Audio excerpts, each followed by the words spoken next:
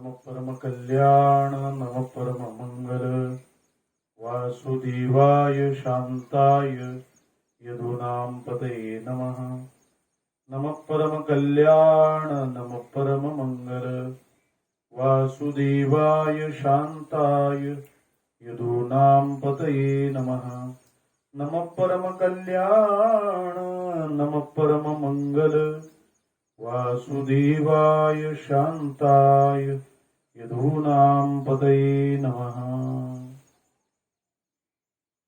भगवान स्वरूप आप सबके श्री चरण में मेरा साष्टांग वंदन, साष्टांग प्रणिपात। आज इस शुभ अवसर पर आप सब अमेरिका स्थित विश्व मांगल्य सभा के सभाजन और इन परिजनों की सेवा में इस श्रोता रूप भगवान को, इस श्रोता रूपी भगवान रूपी विग्रह को, इस वाक पुष्प की सेवा समर्पित करने का सुअवसर मुझे प्राप्त हुआ है। इसलिए आपकी ही एक सभासद प्रेम मूर्ति पूर्णिमा निबंदे जी, इनको मैं विशेष धन्यवाद देना चाहता हूँ, जिनके माध्यम से आज मुझे यह भगवत विचार, यह भगवत चर्चा आपके साथ सत्संग के निमित्त में व्यक्त होने का सुअवसर प्राप्त हुआ है। अपनी कला, विशेषता, आवश्यकता, इसलिए इस हेत्वर्थ आप सब अपने जन्मभूमि से इतने दूर तक जाकर इस वैश्विक श्रीहरि की सेवा करने का दिव्य कार्य कर रहे हैं, और इसलिए मैं आप सबको धन्यवाद कर रहा हूँ, वंदन कर रहा हूँ। आप सब लोग यहाँ से अमेरिका स्थित हुए हैं, विदेशों में स्थित हुए हैं। आपके विशेषता, आपका ज्ञान, आपकी कला, आपकी वैशिष्ट्यपूर्णता, आपकी निपुणता, इसके द्वारा आप वहां से पूरे विश्व की सेवा कर रहे हैं।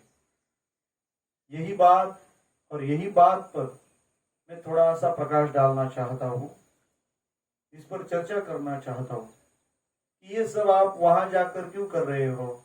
तो ये अपनी पुरातन परंपरा है कि हम लोग यहाँ से निकले और दुनिया भर में जाएं और अपनी विशेषताओं से जग की जो दुविधा हो, समस्या हो, उसका निराकरण करके, निवारण करके एक सुविधा, एक आनंद, एक समाधान, एक शांति का साम्राज्य खड़ा कर सके। इस हेतु से मेरे सब भारतीय भाई बहन आप वहां रहकर ये सेवा कर रहे हैं। इस बात को मैं पुरातन परंपरा ऐसा इसलिए कहता हूं कि दुनिया की जो जो चीज है, जिस नाम से उस देश को जाना जाता है, पहचाना जाता है, वैसे पूरी दुनिया में भारत ज्ञान के लिए जाना जाता है। उससे भी मैं ऐसा कहता हूं कि भारत किस लिए जाना जाता है। भारत जानने के लिए जाना जाता है। जिस लोगों ने बहुत कुछ जाना है, जिन लोगों ने अपने जीवन को ज्ञान संपन्न बनाया है, और ऐसे ज्ञान संपन्नों की भूमि है भारत। भारत शब्द का अर्थ ही ऐसा कुछ है। भा माने ज्ञान और रत माने रममान। जहां के लोग ज्ञान में, दिव्य विचारों में, दिव्य संकल्पों में, जगत कल्याणार्थ, विश्व कल्याणार्थ, विश्व मंगल्यार्थ जो करने में जुटे हुए हैं, जो रममाण हुए हैं, जो रत हुए हैं, उन्हें भारतीय कहा जाता है। जहां के लोग केवल विश्व का कल्याण हो, विश्व का मंगल हो, इस ऊंचे हेतु से कुछ करते हैं। और आज आपकी अपनी ये जो विश्व मांगल्य सभा, कितना पवित्र दिव्य नाम है। मानो ये सभा भारत का हमें परिचय ही करा देती है कि जो सभा इसलिए हो रही है, इसलिए बन चुकी है कि जिनका हेतु है विश्व का मंगल हो, विश्व का कल्याण हो। हमारी प्रार्थना ही ऐसी, हमारा जयकारा ही ऐसा ऐसा है।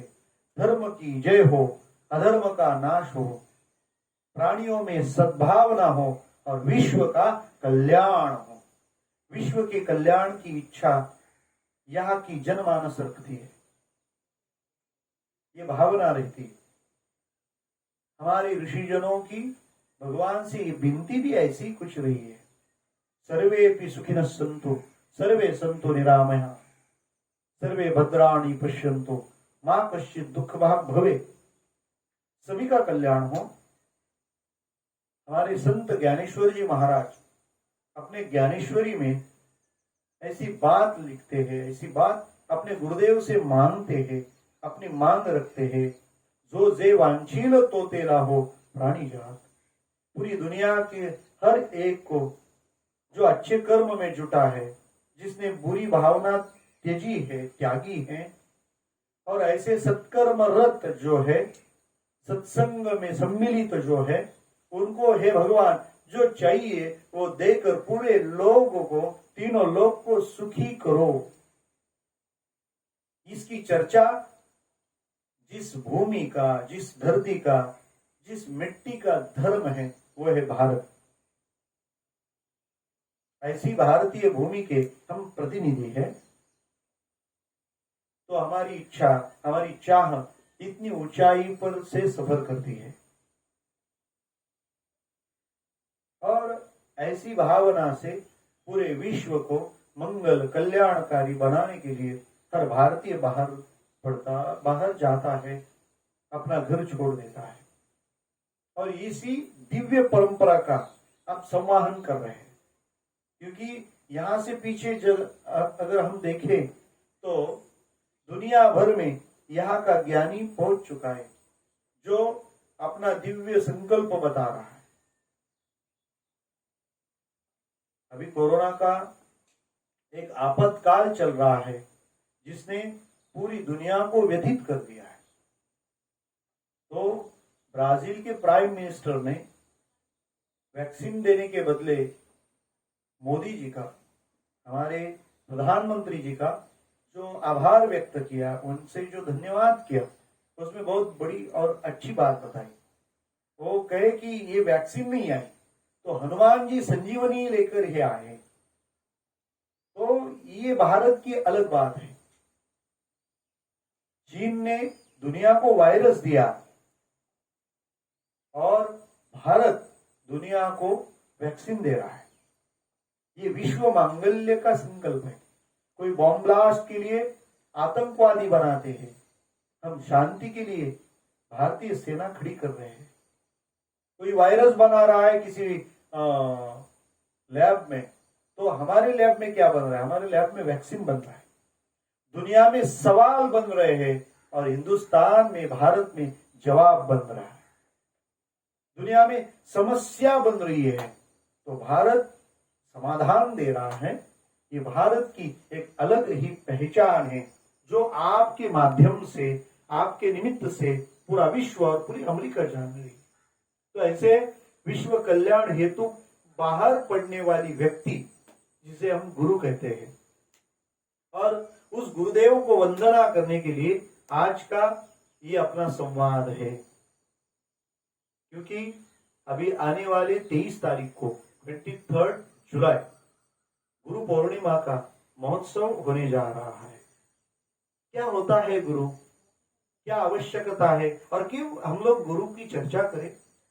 क्योंकि भारत में ऐसी धारणा है, भारत की ऐसी मान्यता है कि पूरी दुनिया में कहीं स्पिरिचुअलिटी होगी, अध्यात्म होगा, तो अपने भगवान को वंदन करेंगे, अपने ईश्वर को वंदन करेंगे, जीसस को वंदन करेंगे, अल्लाह को वंदन करेंगे। लेकिन भारतीय अध्यात्म परंपरा की, इस विचारधारा की विशेषता और अलग पहचान ये है कि प्राप्त करना हो भगवान को, भक्ति करनी हो भगवान की, लेकिन हम शुरू होते तो गुरुदेव जी से शुरू होते। कबीरदास जी महाराज कहते, गुरु गोविंद दो खड़े काके लागे वो पांव, बलिहारी उस गुरु की जिन्होंने गोविंद दियो बताए। गुरुदेव और गोविंद दोनों एक साथ सामने आए और हमें कहा जाए, पूछा जाए कि किसको आप वंदन करेंगे पहले, तो कबीरदास जी महाराज कहते, हम गोविंद से पहले गुरुदेव को वंदन करेंगे। क्यों? क्योंकि जो गोविंद हमें प्राप्त हो रहा है ना, वो गोविंद तो हमें गुरुदेव ने ही बतलाया है। न गुरु मिलते तो कहाँ गोविंद मिलता। और गोविंद प्रदान करने वाले गुरुदेव को वंदन करना हमारा प्रथम कर्तव्य है, हमारा आद्य कर्तव्य है। इसलिए हम सबसे पहले गुरुदेव को वंदन करते हैं। और भारत के हर नागरिक के अंतःकरण में गुरु के लिए एक अलग ही ऐसा स्थान है। क्यों ऐसा है, ये बात मैं पहले आपसे क्लियर करके आगे चलूंगा।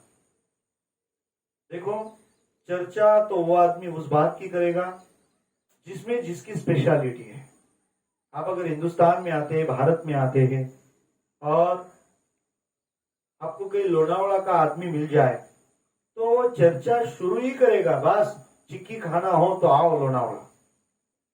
कोई आपको महाबलेश्वर का आदमी मिलेगा तो वो कहेगा आपको स्ट्रॉबेरी खानी है तो आ जाओ महाबलेश्वर, बहुत खिलाता हूं आपको।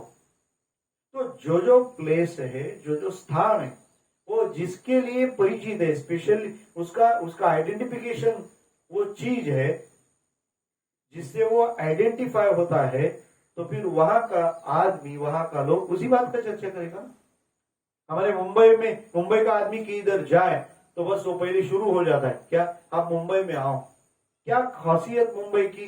पहली खासियत तो ये है, कितना भी गरीब आदमी क्यों न हो, मुंबई उसे बिना खाए पिए सुलाती नहीं, उसके पेट की व्यवस्था मुंबई करती है। ये मुंबई नगरिया। और आगे चले मुंबई वाला तो इतना कहेगा मुंबई वाला कि बस ट्रैफिक हमारे जितना किधर भी नहीं मिलेगा आपको। जो जहां का स्पेशल है, वहां का आदमी, वहां का इंसान उसी बात की चर्चा करेगा। अभी फ्रांस से कोई आएगा तो बोलेगा फैशन देखनी है तो आ जाओ फ्रांस में। कोई अगर ब्रिटेन से आए तो बोले राजनीति कैसी खेलनी है, वो आओ हमारे, हम सिखाते राजनीति के कैसे होते हैं। जैसे अमेरिका वाले बोले अमीरी क्या होती है, आओ या आप यहाँ अमीरी में आओ। सोना देखना है तो लोग बोले आओ दुबई में दिखाता हूं कैसा पेट्रोल है, कैसा सोना है। वेपन्स देखने हैं तो आपको जर्मनी, इजराइल, अभी जो उनका ड्रोन सिस्टम पूरी दुनिया में फेमस हुआ, तो बोले जो वॉर सिस्टम है, वेपन्स है, वो आओ इजराइल में, जापान में हम दिखा देते हैं आपको। कम जगह में कैसा एडजस्ट करना, वह एक सुनियोजितता का परिचय, मतलब जापान का आदमी है। फिर आप जिस जिस देश में जाओ, कोई पाकिस्तान में जाओ, आओ आतंकवादी कैसे बनाते हैं, कैसे पीड़ते हैं पड़ोसियों को, आ जाओ यहाँ पे। तो मतलब यह है कि जो जहां की विशेषता है वो उसे बड़ी सम्मान से दुनिया के सामने रखता है। वैसे भारतीय कहां जाए तो भारत का आदमी क्या रखेगा दुनिया के सामने? भारत का आदमी कहीं भी जाए वो दुनिया के सामने जो रखेगा वो चीज है गुरु। क्यों? ये यहाँ की स्पेशलिटी है। भारत का सबसे बड़ा, सबसे पसंदीदा, सबसे अलग अगर कोई एक्सपोर्ट प्रोडक्ट हो तो प्रोडक्ट है गुरु। पूरी दुनिया को भारतवर्ष ने गुरु प्रदान किए। मैं जब 11वीं में था ना, तो उस वक्त में हमें एक टॉपिक सिखाया गया था। दुनिया जीतने के लिए जब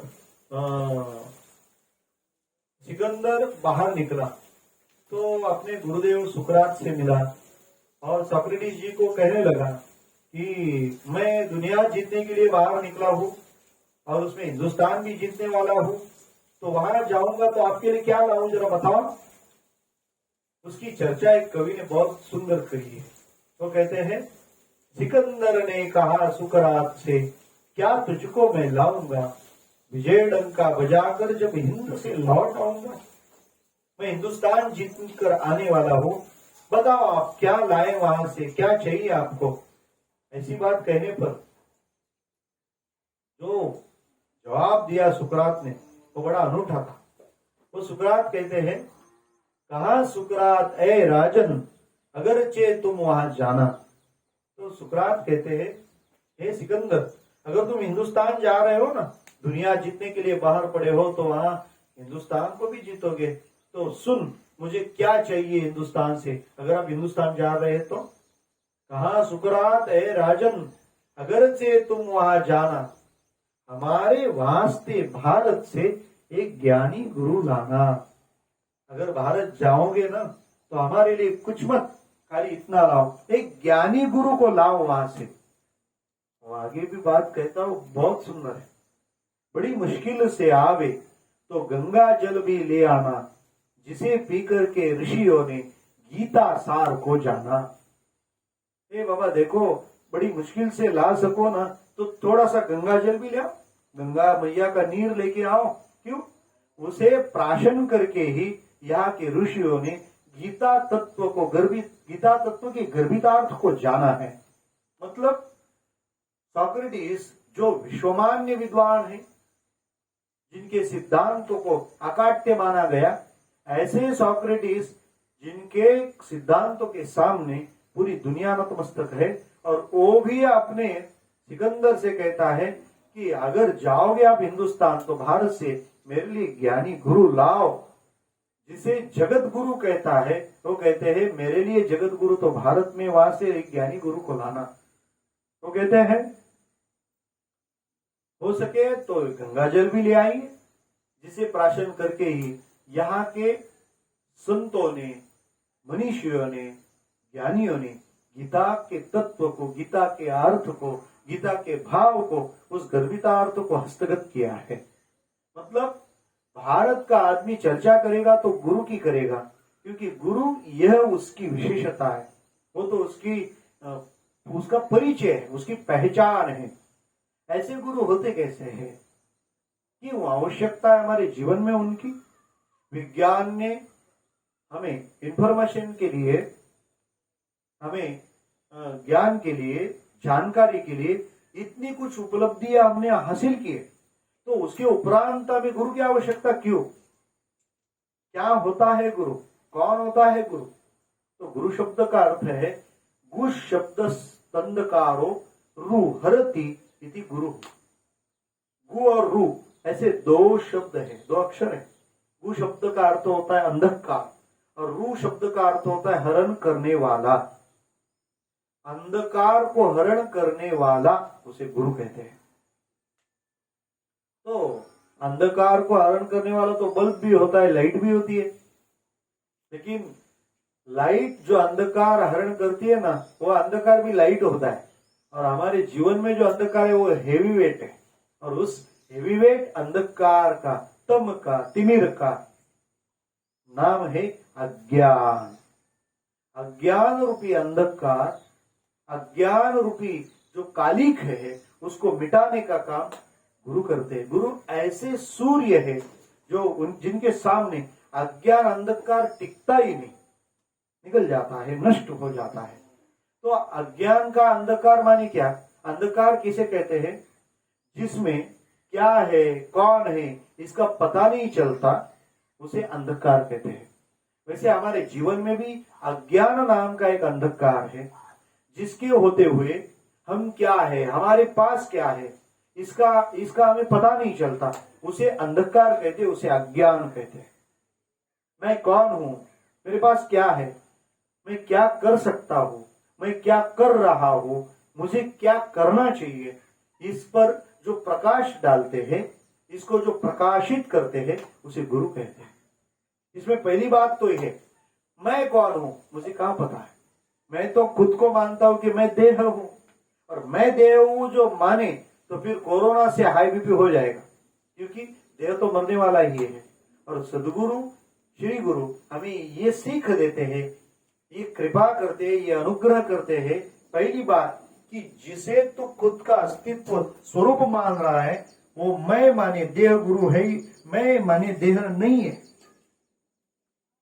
मैं का स्वरूप क्या, कौन हूं मैं?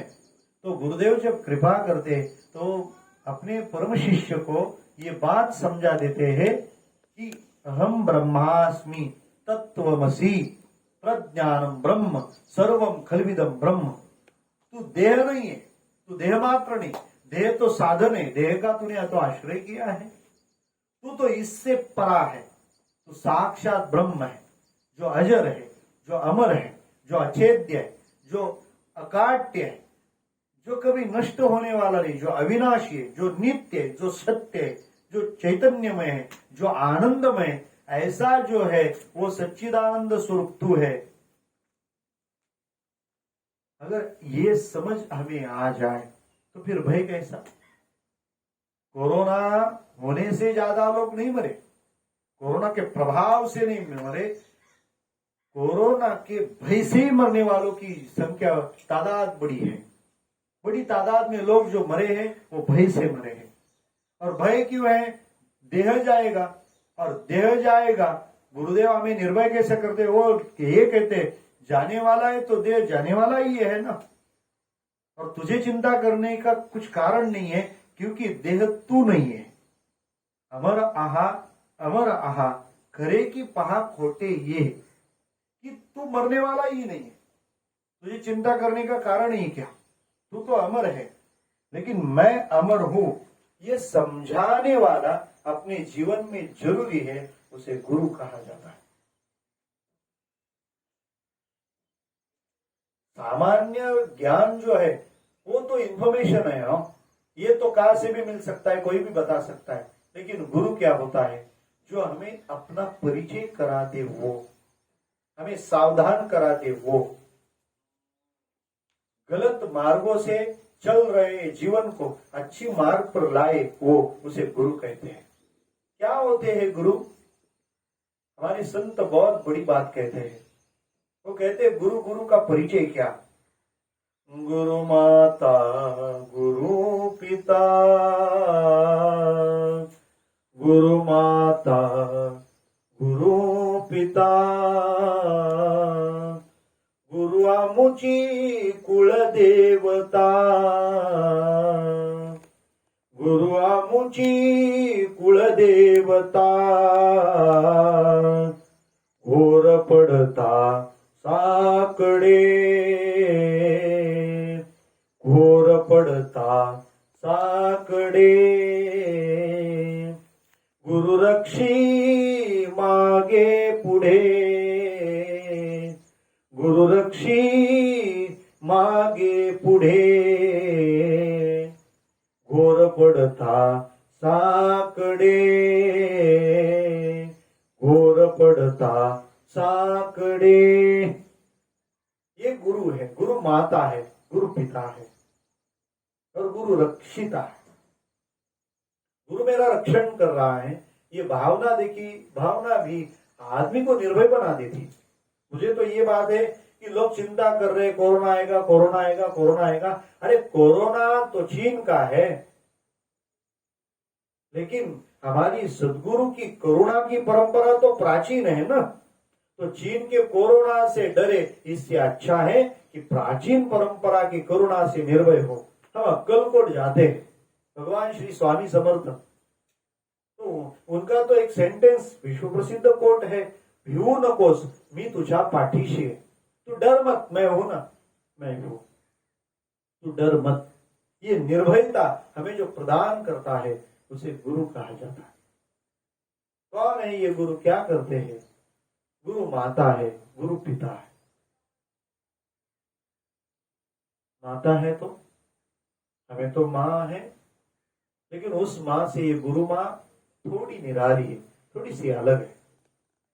एकनाथ जी महाराज ऐसा कहते भागवत जी में कि सामान्यतः माँ अपने बच्चे को अपने पेट में 9 महीने संभालती है, और 9 महीने 9 दिन कंप्लीट हुए कि उसे अपने उदर से बाहर ढकेल देती है।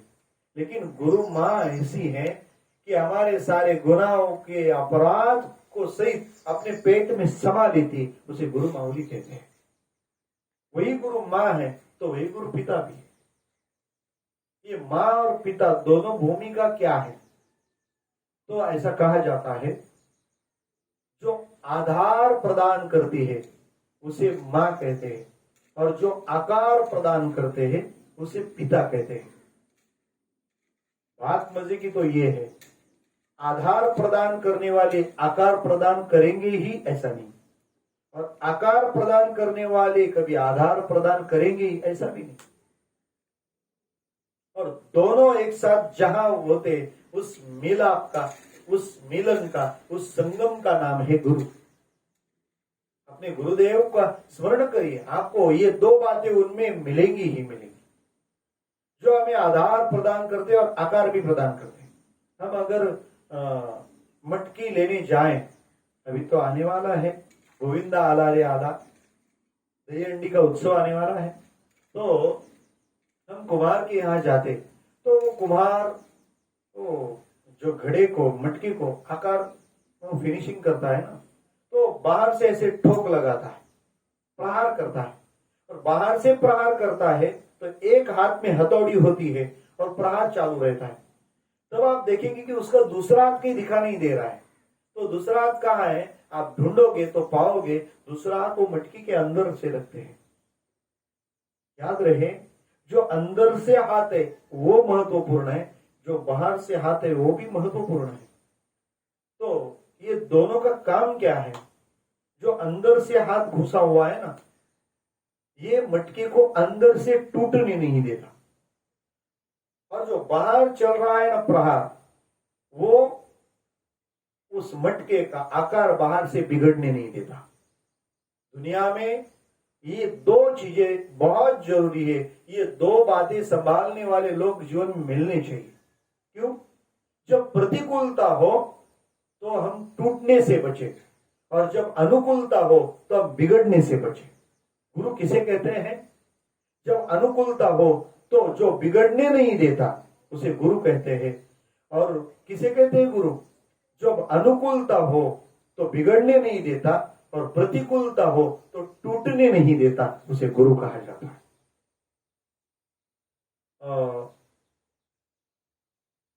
सातारा डिस्ट्रिक्ट में गोंदवलेकर के गांव है, वहां एक बड़े संत हुए गोंदवलेकर महाराज। उनके यहाँ एक युवा रहता था, लेकिन उसे एक परस्त्री का कुव्यसन लग गया। एक दिन महाराज भजन में बैठे थे, तो रात के भजन में कहीं दिखाई नहीं दिया। महाराज उसे ढूंढने निकले,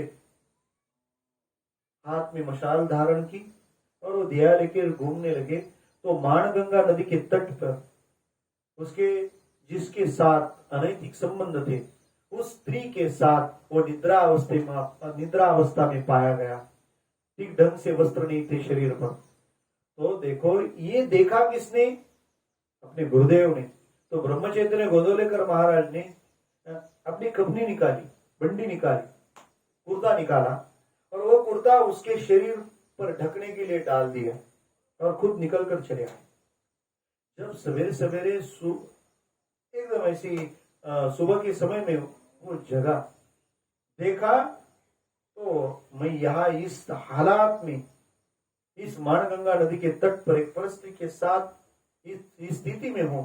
लेकिन जब देखा तो अपने शरीर पर अपने गुरु महाराज का वस्त्र, तो समझ गया इसका अर्थ यह है कि मेरे गुरु महाराज यहाँ आके गए, और यहाँ आकर उन्होंने मुझे इस अवस्था में देखा। तो दौड़ पड़ा और सीधा गया गुरु महाराज जी के चरणों में, कस के पीस लिया, उसको खुद को पकड़ लिए गुरुदेव के चरण, और गुरुदेव से कहने लगे, मुझे क्षमा करें, मुझे क्षमा करें, मुझे क्षमा करें। महाराज जी बोले, अरे अरे अरे अरे, इतना सुंदर नरदेह पाया, मनुष्य जीवन पाया, और क्या इस नरकमय स्थिति में, इस व्यवहार में आप फंसे हो? ऐसी बात कही, उसको अनुताप हुआ। फिर श्री महाराज ने उसे गिरनार भेज दिया। वहां से वो हिमालय चला गया, और नाम साधना के माध्यम से खुद को मुक्ति तक लेके गया।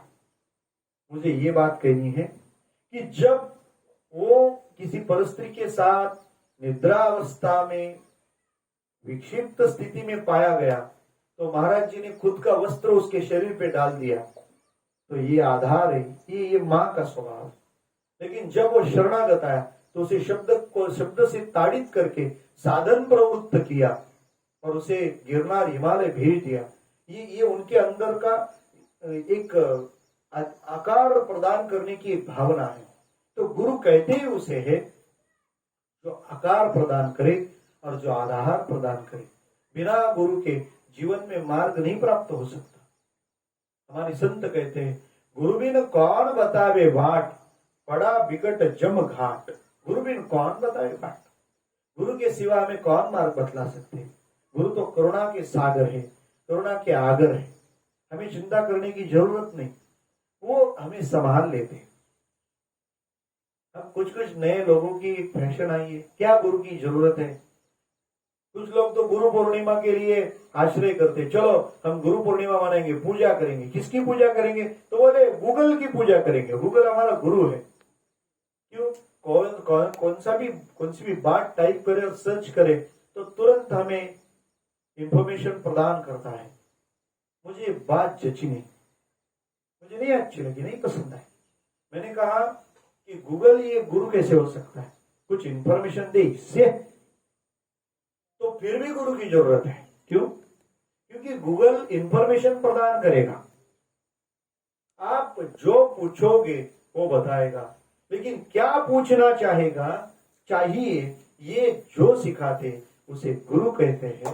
और ऐसे गुरु की शरणागति, ऐसे गुरु का स्मरण, ऐसे गुरु से समर्पित होना, शरणागत होना, ये जो बात है, ये बात हमें कल्याण की व्यवस्था कर लेती है। कुछ लोग कहते हैं कि गुरु लोग ठग लेते हैं। नहीं, आप अच्छे शिष्य बन जाओ तो ही आप में अच्छे गुरु मिलेंगे। एक बात बड़ी मजे की ये है कि हम जिस रीति के शिष्य होते, सत्य है, हमें ऐसा कहा जाता है हमारे यहाँ, हम जिस रीति के शिष्य है, हमें मिलने वाले गुरुदेव भी उसी ऊंचाई के होते हैं। हम अगर निम्न स्तर पे हो तो हमें मार्गदर्शन करने वाले भी निम्न स्तर के मिलेंगे ना। हमें अगर ऊंचा कुछ चाहिए तो हम साधन से खुद को ऊपर उठाए, हम ऊंचे बने तो जरूर गुरु जी मिल जाएंगे। कैसे होते हैं गुरु? श्रीमद् भागवत जी में इस गुरु तत्व का विवरण आया है। श्रीमद् भागवत कहता है, कैसे गुरु की शरणागति करें हम। तस्मात् गुरुं प्रपद्ये जिज्ञासु श्रेयमुत्तमम्, शाब्दे परे च निष्णातम ब्रह्मण्युपशमाश्रयम्। कैसे गुरु की शरणागति करें हम? तैसे, तस्मात्, तैसे, कैसे? तस्मात् गुरुं प्रपद्ये जिज्ञासु श्रेयमुत्तमम्, जो शाब्दे परे निष्णात हो, शब्द का ज्ञान हो, परिचय हो। दूसरी बात, एकनाथ जी महाराज ने बड़ा अच्छा ट्रांसलेशन किया, अनुवाद किया है। वो कहते हैं, जो शब्द ज्ञाने पारंगतु, ब्रह्मानंदे सदा डुल्लतु, शिष्य प्रबोधिनी समर्थो यथोचितु निज भावे। जो शिष्य को ज्ञान प्रदान करने में समर्थ हो, शब्द ज्ञान से पारंगत हो, शिष्य प्रबोध के लिए समर्थ हो, और मेरे शिष्य का कल्याण हो, इस भावना से जिसका अंतःकरण भरा हो। हम लोग भूटान गए थे, तो वहां पारो करके एक सिटी है, दुनिया का सबसे सुंदर एयरपोर्ट, दुनिया के सबसे गरीब देश में है। तो उस पारो सिटी में वहां एक बौद्ध धर्माचार्य, पद्म संभव उनका नाम, वो मंगोलिया चाइना होकर भूटान में आए।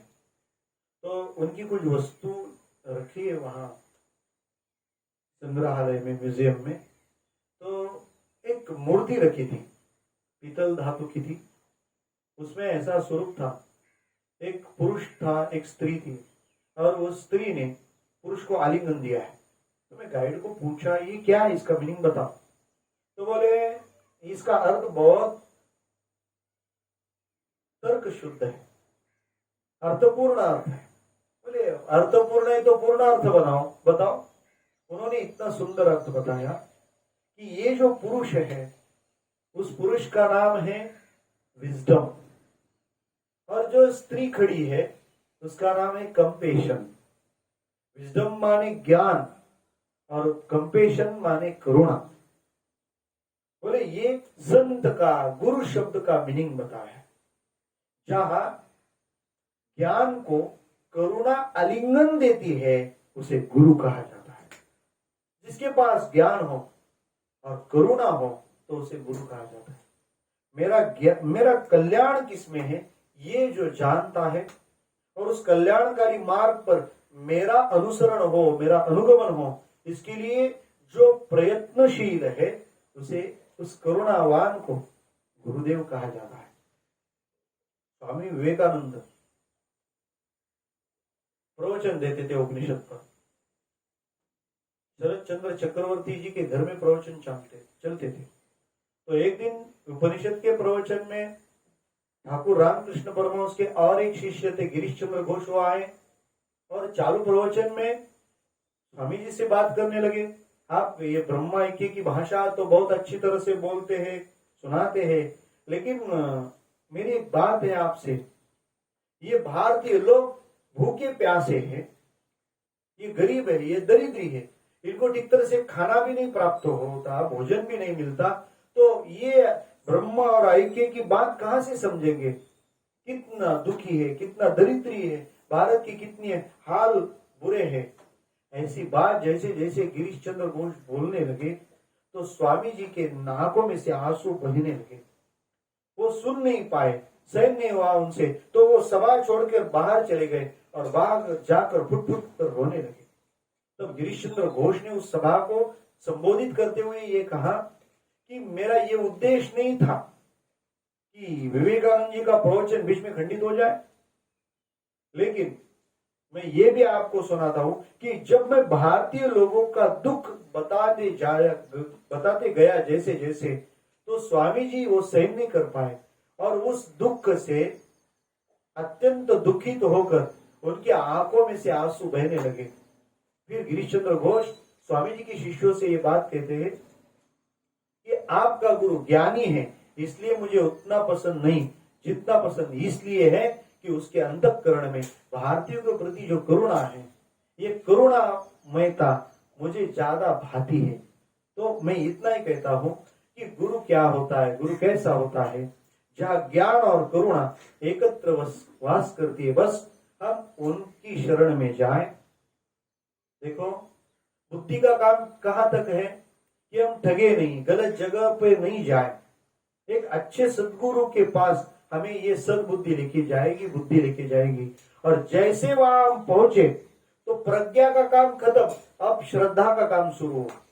हमारे गुरुदेव की पूजा करनी हो तो ये दो बड़े बहुत आवश्यक फूल है, उसे कहते हैं सजल श्रद्धा और प्रखर प्रज्ञा। गुरुदेव के पास जाए तब तक प्रखर प्रज्ञा के साथ चलो, और एक बार हमें वो सदगुरु मिल गए तो फिर एक का ही काम बचता है, वह सजल श्रद्धा। बड़ी श्रद्धा से हम उनकी सेवा करें। उनकी सेवा माने केवल उनके चरण दबाए नहीं, उनके आचरण को स्वीकारे, उनके मार्गदर्शन को स्वीकारे। हमारे गुरुजी पूज्य मारुति अम्मा उनके गुरु की बात बताते थे। बहुरा ऐसा कहते थे कि गुरु करते हैं वैसा मत करो, गुरु कहते हैं वैसा करो। गुरु का सबसे बड़ा आज्ञा पालन ये कि वो करे वो हम करे, जरूरी नहीं, उन्होंने जो कहा है वो हम उसका अनुकरण करें। और हर एक सदगुरु का एक मार्गदर्शन रहता है, उसका हम अनुसरण करें। बस यही सच्ची गुरु पूर्णिमा है। और आज ये संयोग भी बड़ा है, मैं बोलने जा रहा हूं, ये टॉपिक है गुरु, और यहाँ बोलने के लिए मुझे जिन्होंने निमंत्रित किया वो हमारी ये पूर्णिमा दीदी। तो टॉपिक है गुरु और निमंत्रक है पूर्णिमा जी। तो ऐसी ये गुरु पूर्णिमा हो गई, और इसपे मैंने जो गाया, कहा, सुनाया वो है एक निबंध, और पूर्णिमा दीदी का सरनेम निबंध है। तो ऐसा ये गुरु पूर्णिमा है, निबंध, ये प्रबंध आपके हृदयस्थ जो परमात्मा है उसके चरणों में मैं रख रहा हूँ। आप सभी विदेश निवासी मेरे भारतीय भाई बहनों को मेरा सादर प्रणाम। आप जहां से प्रवचन सुन रहे हैं, ये हिंदुस्तान में मुंबई के नजदीक शाहपुर सिटी है, वहां से एक 7 किलोमीटर पर वानप्रस्थ उपासना क्षेत्र ऐसा एक प्रकल्प बनने जा रहा है, जहां ये कुटिया है, ये गोबर से तैयार की गई है, जहां हम लोग ध्यान कर सकते हैं, जप कर सकते हैं। बाहर बाग बगीचा, यहाँ खेती की जाती है, या निवास कर सकते हैं और हम यहाँ पारायण कर सकते हैं, जप कर सकते हैं, जाप्य कर सकते हैं। यहाँ नैसर्गिक ऐसी लता वृक्षों से युक्त ध्यान कुटिया है। यहाँ निवास व्यवस्था ऋषिकालीन आश्रमों जैसी है, तो आप यहाँ आकर इस आश्रम का भी आनंद ले सकते हैं। नेक्स्ट कभी जब हम ऑनलाइन आएंगे तो आपको पूरा परिचय करा देंगे। और तो ऐसे ही गुरु स्थान से ये गुरु विषय में हुई चर्चा गुरु चरणों में ही समर्पित करते हैं और आपकी यहाँ से रजा लेते हैं। आपको सभी को, आपके सभी के हृदयस्थ परमात्मा को वंदन करते हुए जगन्नाथ महाराज आप सबको प्रणाम करते हैं और अपनी ये भाव चर्चा, भगवत चर्चा यहाँ समापित करते हैं। कुंडली कवरदारी विठ्ठल, श्री ज्ञानदेव तुकाराम, श्री पंढरीनाथ भगवान की जय, श्री सदगुरु माऊली की जय, सदगुरु माऊली श्रीमंत श्री शांताराम भाऊ महाराज की जय, अपने अपने गुरुदेव की जय, आज के आनंद की जय।